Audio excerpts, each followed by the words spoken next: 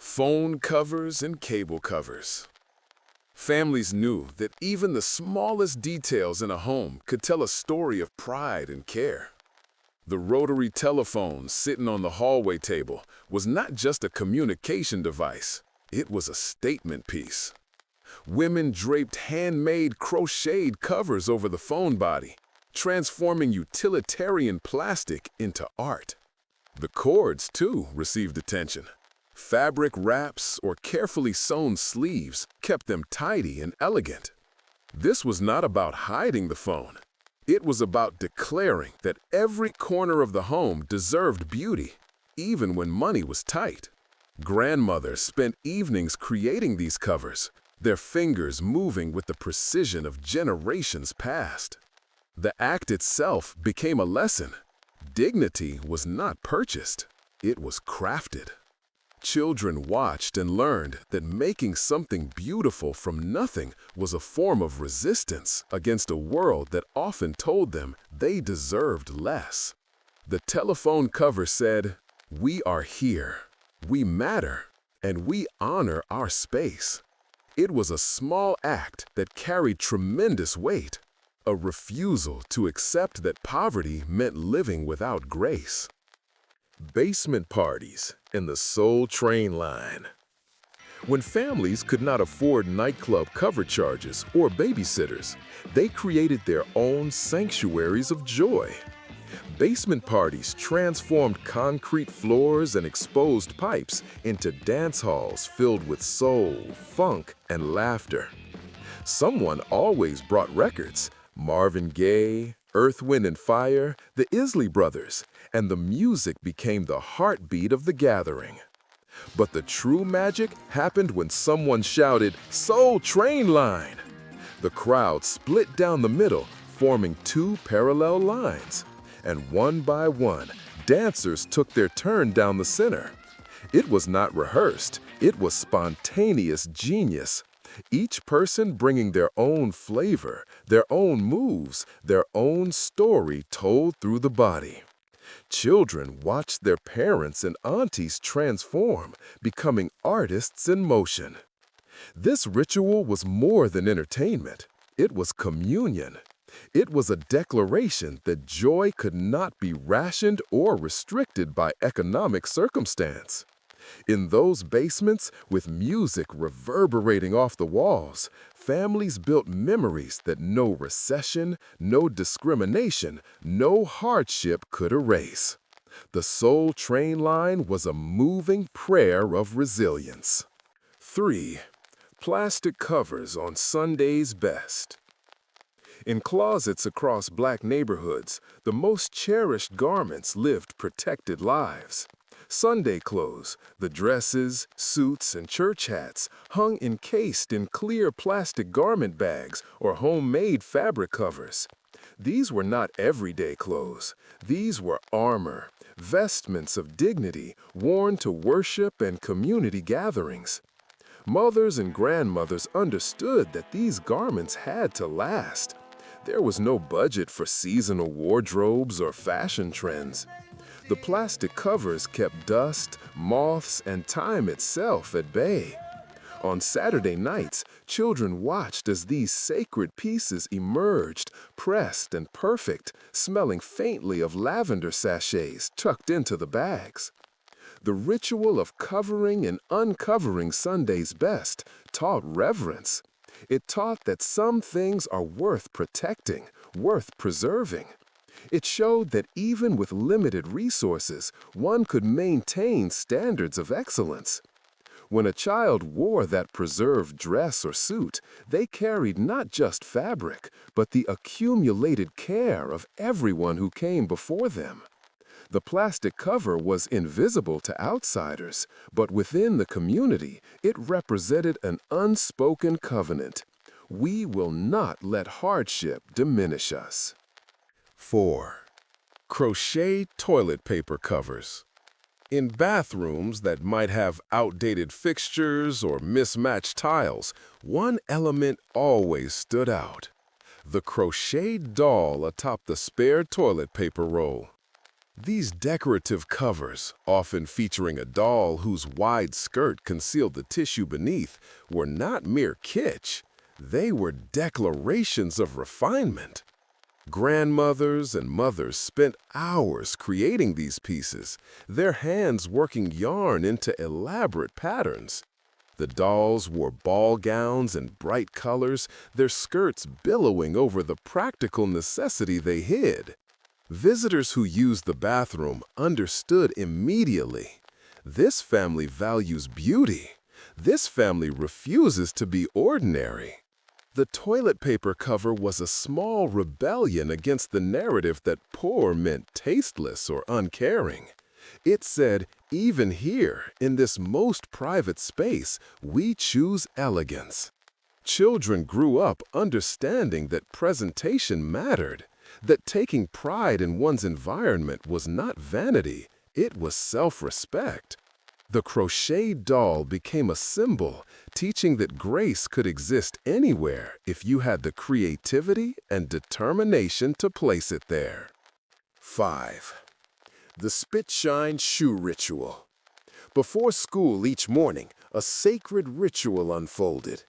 Children sat still while parents or older siblings applied spit to scuffed shoe leather, rubbing vigorously with an old t-shirt until the shoes gleamed.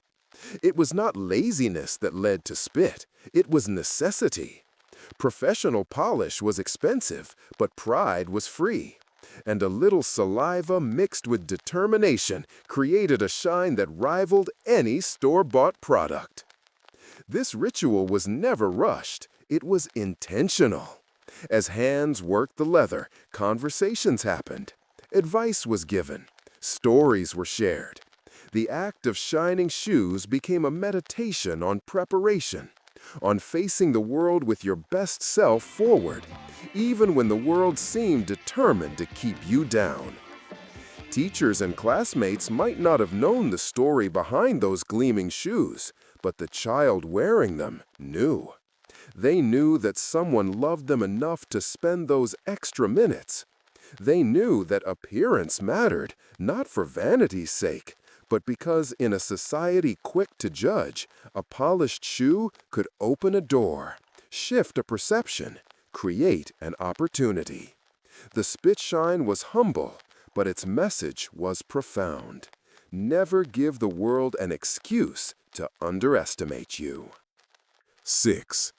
The company couch under plastic. In living rooms across Black America, the finest piece of furniture, often the newest, most expensive item in the home, lived under thick plastic slip covers. The company couch was reserved for guests, for special occasions, for moments that mattered. Children knew not to sit there carelessly. That couch represented sacrifice, layaway payments, and dreams of upward mobility. The plastic was practical. It preserved the fabric beneath from spills, wear, and the passage of time. But it was also symbolic. It said, we have something worth protecting. It told visitors, you are important enough for us to unveil our best. The sound of plastic crinkling under weight became synonymous with formality and respect. Critics from outside the community sometimes mocked the plastic-covered furniture, but they missed the deeper truth. This was not about living in discomfort. It was about making strategic choices with limited resources. That couch had to last. There would be no replacement next year or the year after. The plastic cover was an insurance policy against premature aging, against accidents, against loss. It was wisdom wrapped in vinyl, teaching children the difference between temporary enjoyment and lasting value. 7. The Candy Lady's house. Every neighborhood had her. The Candy Lady. Her home was a makeshift corner store where children could buy penny candy, pickles in a jar, frozen cups, and chips, all from her living room or front porch. She was an entrepreneur before the term became fashionable, turning limited space into economic opportunity. Kids knew her inventory by heart. Now and laters, lemon heads, Mary Janes, Alexander the grape juice barrels. The candy lady's prices were fair, and sometimes when a child was a nickel short, she'd let them slide, with the understanding that they'd pay next time. Trust was currency in these transactions. But the candy lady was more than a merchant. She was a community anchor. She kept an eye on the neighborhood kids, knew who belonged and who did not. Her home became a gathering place, a safe zone where children learned about money, responsibility, and reciprocity. She modeled Black economic self-sufficiency, showing that you did not need a storefront to create value. The candy lady's hustle was dignified, necessary, and deeply respected. She was teaching capitalism with a soul, commerce with conscience. The kitchen window fan. Before central air conditioning was common in Black households, the box fan mounted in the kitchen window was essential technology. It pulled cooking smoke and heat out, drew fresh air in, and created a cross breeze that made summer evenings bearable. The hum of that fan became the soundtrack of home. Families strategically placed fans throughout the house, creating air currents that required understanding of basic physics. Open this window, close that door, angle the fan just right. These were survival skills passed down. Children learned to sleep with the sound of oscillating fan blades, the rhythmic back and forth becoming a lullaby. The box fan represented adaptive intelligence. It was an affordable solution to an expensive problem. Rather than lamenting the lack of central air, families engineered their own comfort systems. The fan taught resourcefulness, work with what you have, maximize every tool, and understand that comfort does not require luxury. The kitchen window fan was not a sign of poverty. It was evidence of practical genius. 9. Washing machine top as counter space. In kitchens where counter space was limited, the top of the washing machine became prime real estate. Whether the machine sat in the kitchen itself or in a nearby alcove, its flat surface served multiple purposes. Bread box, dish drying rack, small appliance station, or temporary storage for groceries awaiting their proper home. This multi-purpose use required organization and respect. Everyone in the household knew the system. Bread lived here in the morning, moved before laundry time, returned afterward. The dish rack appeared after dinner, disappeared before breakfast. It was choreography born of necessity.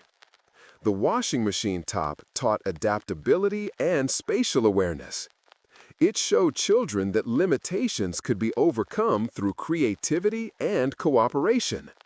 There was no shame in a multi-purpose space, only pride in making the most of what you had.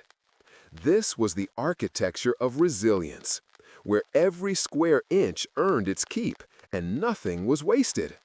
The washing machine was not just for cleaning clothes. It was a platform for living smart. 10. Switching channels with pliers.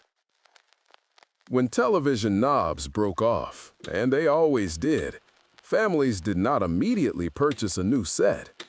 Instead, a pair of pliers or a wrench took up permanent residence atop the TV. Changing channels became a deliberate act. Grip the metal stem with the tool, turn carefully, hold until the picture cleared. Children on channel-changing duty learned patience and precision. This was not the age of remote controls for most Black households. You walked to the TV, you used the pliers, you did not complain. The broken knob stayed broken, sometimes for years, because a new television was not in the budget and would not be until absolutely necessary. This ritual taught priorities. Entertainment was valuable, but it was not worth debt or sacrifice of more critical needs.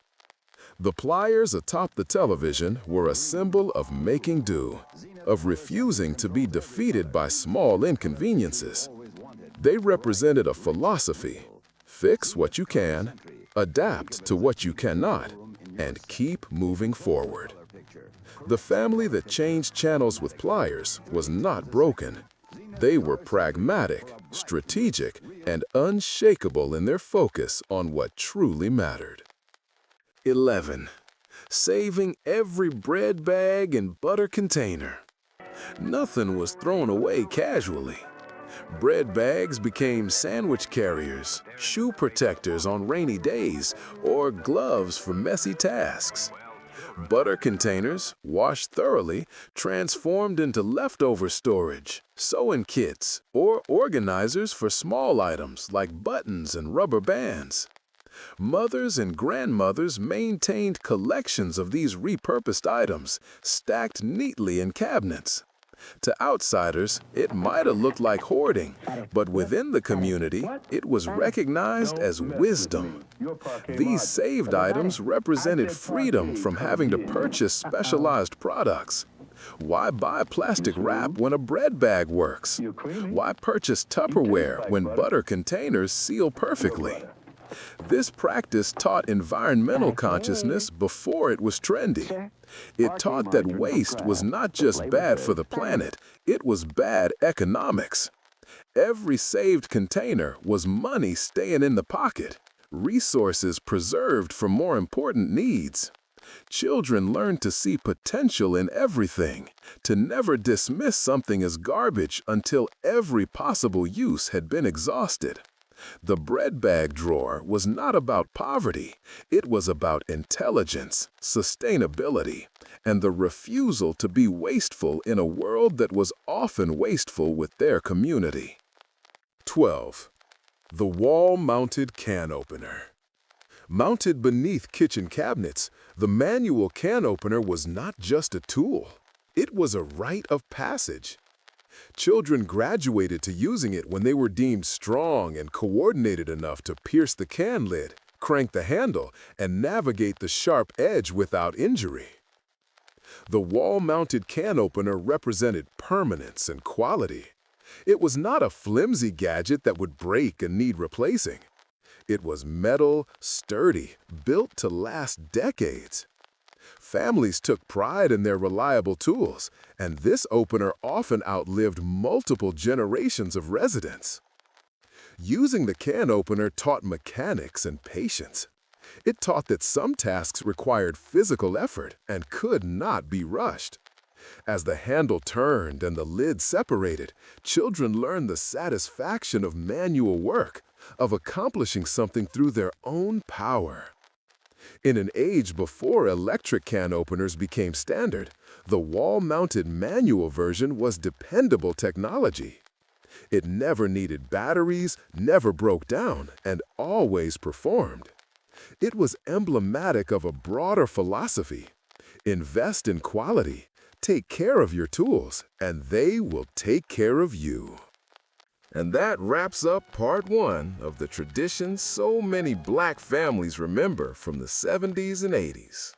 If you want to see part 2, let me know in the comments, and feel free to share the memories you grew up with. I'd love to include some of your stories in the next video. And if you haven't subscribed yet, go ahead and join us. We're keeping these memories alive together.